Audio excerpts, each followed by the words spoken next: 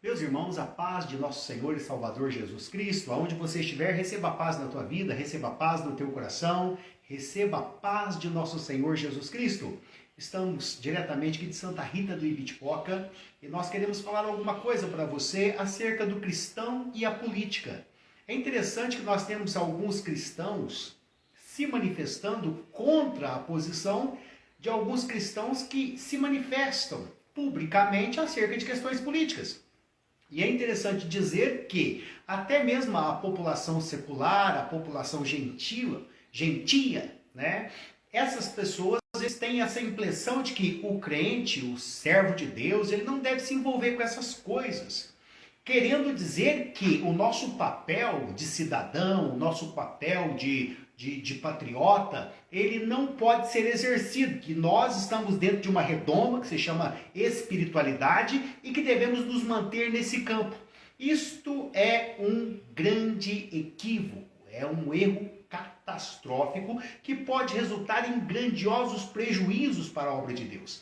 Nós vemos em dada ocasião, em Atos dos Apóstolos, capítulo 16, onde o apóstolo Paulo está pregando em praça pública, e diz a Bíblia Sagrada que eles foram presos, apanharam de varas, apanharam de uma forma humilhante em praça pública, sem ser julgado, sem ser condenado, e foram aprisionados. E é interessante que isso porque naquela cidade havia ali um tipo de magia, um tipo de espiritismo que dominava aquela cidade. Havia ali uma jovem que ela adivinhava e ela era praticamente o que movimentava o capital daquela cidade. As romarias que iam para lá, tudo que girava em torno daquela cidade era por causa daquela moça.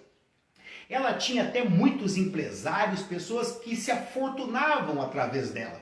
Mas quando Paulo e Silas por ali passava e aquela mulher começou a dizer: estes homens que vos pregam o evangelho são verdadeiramente servos do Deus Altíssimo. Mas Paulo então repreendeu aquele espírito e aquela mulher nunca mais adivinhou. Eu não fiquei primeiramente impressionado com tantas adivinhações que se vê por aí, porque nem todas têm boa procedência.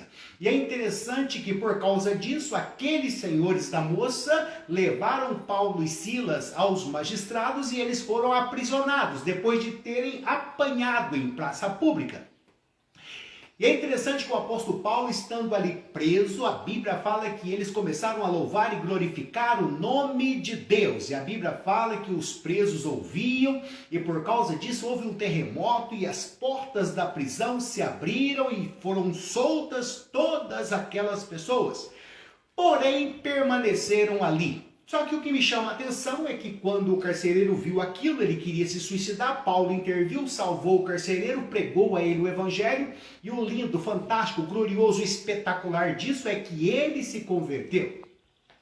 Mas no outro dia, os magistrados que haviam aprisionado Paulo e Silas, que haviam ordenado que batessem neles, que fossem os seus pés presos no tronco, aquela humilhação terrível, simplesmente, secretamente, mandou dizer-lhes: estes homens já estão liberados, fala para eles que eles podem ir embora.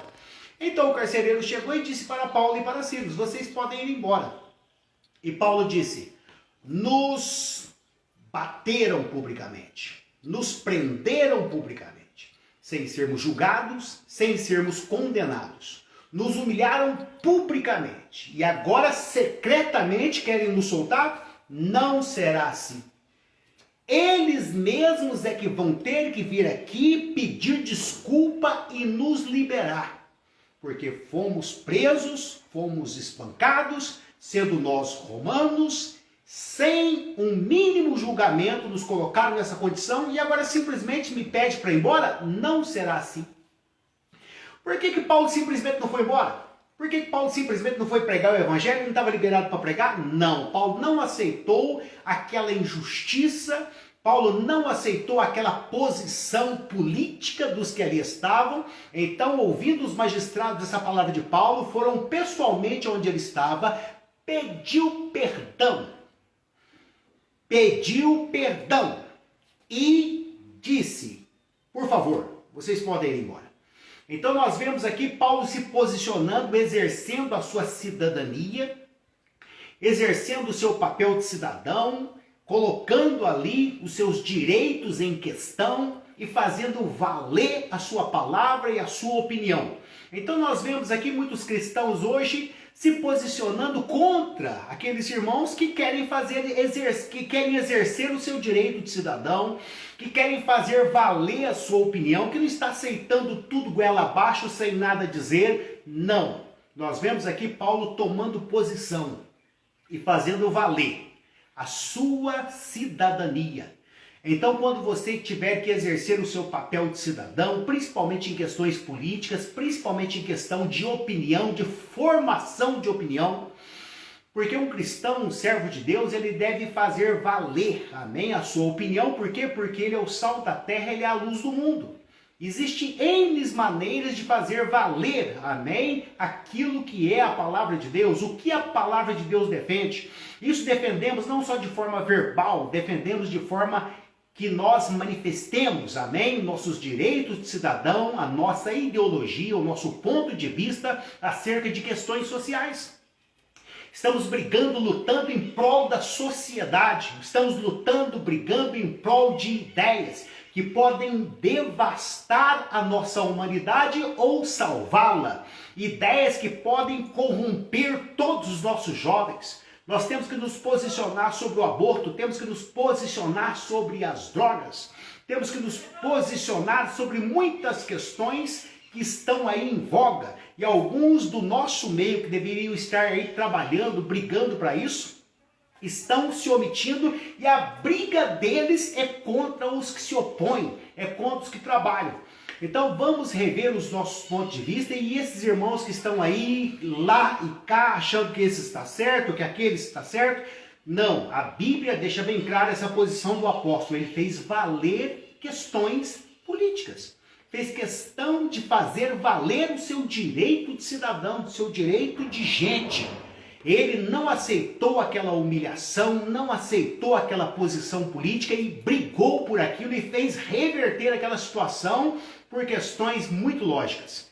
Então, quanto a mim e você, devemos nos posicionar também e não ficar dando ouvido a pessoas que querem viver debaixo de uma redoma, pessoas que querem viver debaixo de palavras que estão ligadas a uma humildade fingida, na realidade estão com medo de se exporem, não querem sofrer aflição por causa do Evangelho e por isso estão tomando essa posição. Mas quanto a mim e você, façamos valer, amém, a nossa posição a favor da igreja, a favor da família, a favor da vida, a favor, amém, da proibição de drogas no nosso país e em tantos outros por aí. Façamos valer a nossa condição de cristão, de evangélicos e de pregadores do Evangelho. Amém? Em nome de Jesus.